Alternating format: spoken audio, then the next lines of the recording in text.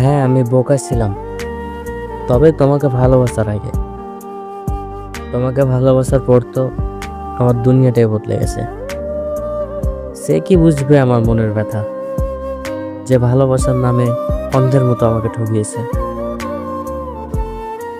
একটা খারাপ সময় আসে, যখন নিজের ছায়াটাও নিজের সাথে বেইমানি করে।